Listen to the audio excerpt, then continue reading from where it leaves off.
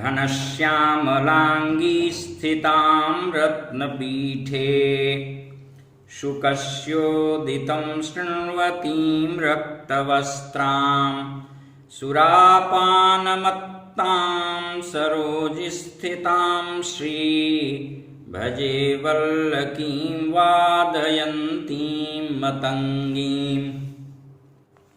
अयोध्या स्थित काल कुलालय में आप सभी विज्ञ श्रोताओं का हार्दिक स्वागत है। इसके पूर्व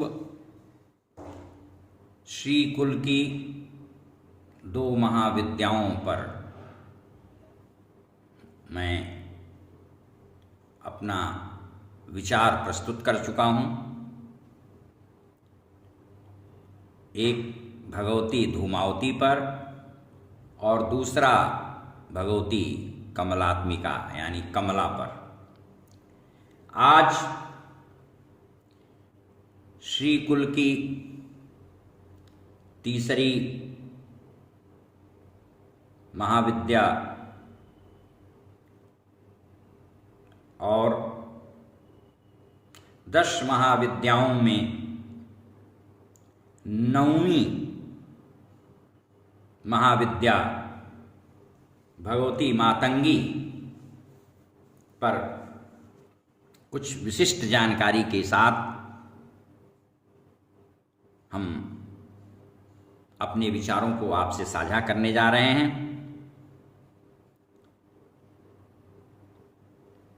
तंत्र मार्ग की सरस्वती के रूप में भी भगवती मातंगी जी जानी जाती हैं और इनके शिव का नाम मतंग है। ये विद्या संज्ञक मोहरात्रि हैं और संगीत सम्मोहन की अधिष्ठात्री देवी भी हैं। जिन पति पत्नियों के बीच गार्हस्थ्य यानी गृहस्थ सुख में अवरोध अभाव हो, उसे निश्चित रूप से इष्ट के रूप में भगवती मातंगी को मानकर स्वीकार करके और दीक्षित हो करके इनकी साधना में सतत संलग्न रहना ही चाहिए। इससे सौख्य सौमनस सद्भाव और प्रेमोपलब्धि होती भी है। गृहस्थ जीवन को सुखी बनाने, पुरुषार्थ संसिद्धि और वाग विलास में पारंगत होने हेतु इनकी साधना साधु श्रेयस्कर है। यदि किसी कन्या के विवाह में विघ्न बाधाएं उपस्थित हो रही हों या मनोवांछित अभीप्सित व्यक्तिवर उचित स्थान पर संबंध न हो पा रहा हो, तो भगवती मातंगी का मंत्र प्रयोग अनुष्ठान चमत्कारिक लाभ और सफलता प्रदान करता है। पुत्र लाभ एवं अन्य भौतिक सुख संपदा की भी प्रभावकारी सिद्धि उपलब्धि होती है। यह आकर्षणी विद्या हैं। भगवती श्याम वर्णा और चतुर्भुजाधारी हैं, चंद्रशेखरा हैं, त्रिनेत्रा हैं, रत्न सिंहासनारूढ़ा हैं और नीलांबुजा कांतियुता हैं। दानव दल को भस्म करने में दावानल के सदृश हैं। इन्होंने चारों भुजाओं में क्रमशः पाश, अंकुश, खेटक और खड्ग धारण कर रखा है। ये असुरों को विमुग्ध करके निज भक्तों को अभीष्ट प्रदान करती हैं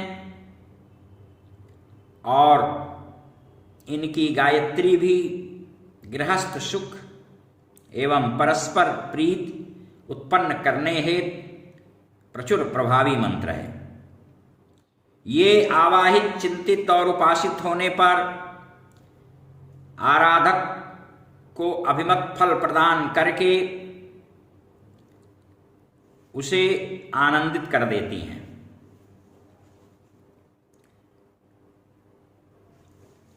और इनको इनकी गायत्री बहुत ही प्रभावकर है। कहा गया है मातंगीम आवहंतीम अविफल प्रदात्रीम मोदिनीम चिंतयामि। मतलब भगवती मातंगी आवाहित होने पर अभिमत फल प्रदान करके मन मुदित करती हैं चिंतन होने पर। नारद पांचरात्र के 12वें अध्याय में शिव को चांडाल तथा शिवा को उच्छिष्ट चांडाली कहा गया है। इनका ही नाम मातंगी है। मतंग मुनि ने विविध वृक्षों से परिलसित कदम्ब वन में सभी जीवों को वशीभूत करने के लिए भगवती त्रिपुरा की प्रसन्नता हेतु कठोर तपस्या की थी। उस समय त्रिपुरा के नेत्र से उत्पन्न तेज ने एक श्यामलांगी नारी का रूप धारण कर लिया। इन्हें ही राजमातंगिनी कहा गया और इन्हें कदम्ब वनवासिनी भी कहा जाता है। यह दक्षिण तथा पश्चिमामनाय की देवी हैं। मतंग इनके भैरव हैं और उच्छिष्ट गणपति इनके गणपति हैं। ब्रह्मयामल के अनुसार यह मतंग मुनि की कन्या हैं और इनकी 2 प्रकार की गायत्री प्रायः करके शास्त्रों में उपलब्ध है, प्राप्य है, दोनों ही श्रेष्ठ हैं। भगवती नित्यमष्टशतं मंत्रम प्रजपेन मानवोत्तमः। इनके मंत्रों का जप मूंगा या गुंजा की माला पर 8 माला प्रतिदिन करने का निर्देश दिया गया है।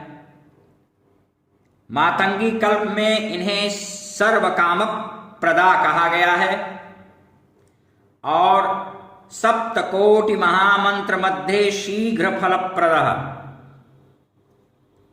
इनकी आराधना, इनका जप शीघ्र फलप्रद है।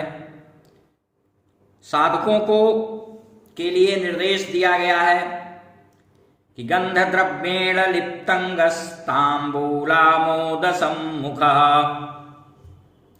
गंधद्रव्येण लिप्तांगस्तांबूलामोदसम्मुखः प्रसन्नवदनो भूत्वा मातंगी यंत्रमालिखेत्। इनके साधक को हमेशा गंधद्रव्य से अंगराग में लेपित होना चाहिए, मुख में तांबूल रहना चाहिए, प्रसन्न वदन हो, मधुरभाषी हो, मधुस्मित हो और वह आत्मिक रूप से बाह्याभ्यंतर उसका चित्त उल्लसित होता रहे, माधुर्य से युक्त हो। धर्मे तत्परता मुखे मधुरता।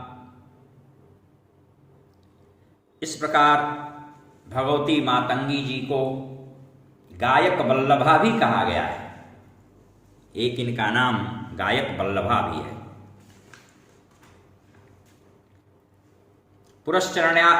पुरश्चर्याणों के अनुसार वाक सिद्धि के लिए विशेष रूप से इनकी उपासना आराधना की जाती है।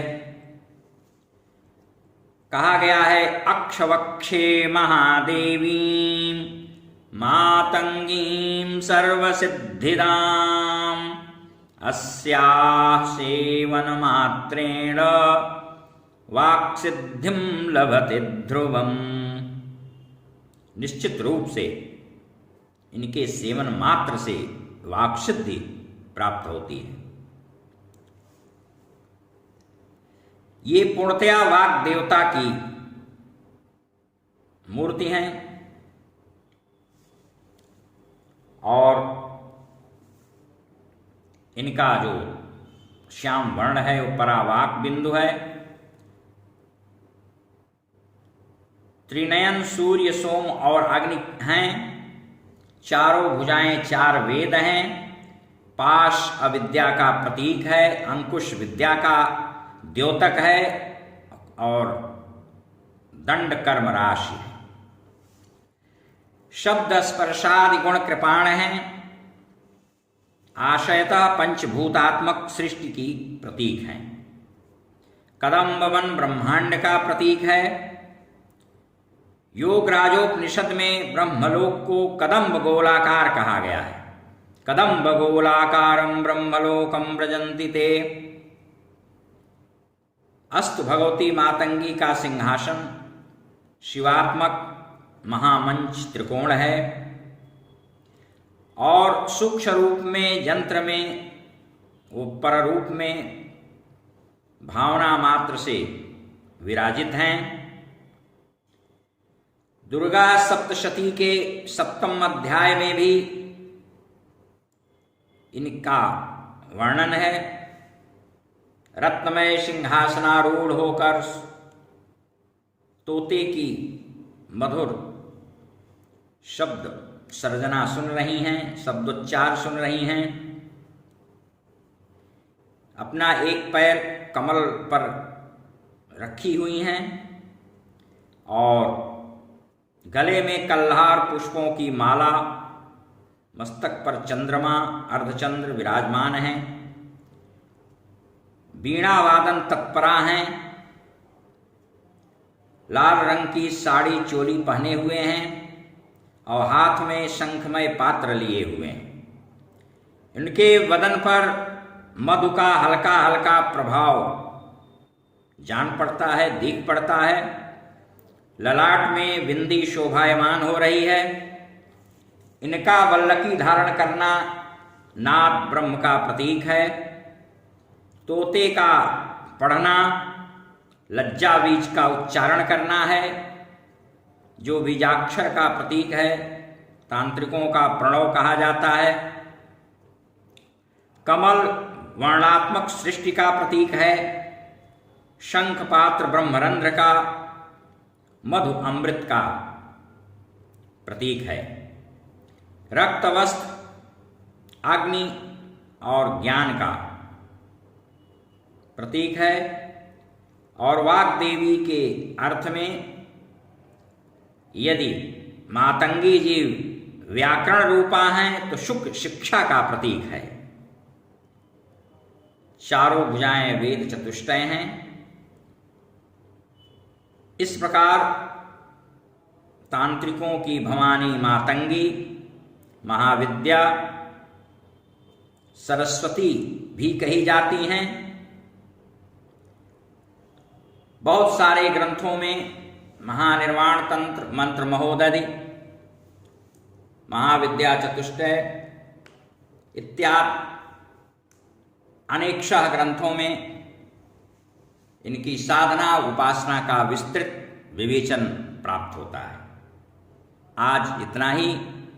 अगले दिन फिर भगवती मातंगी के विषय में इससे आगे हम चर्चा को बढ़ाएंगे। हरि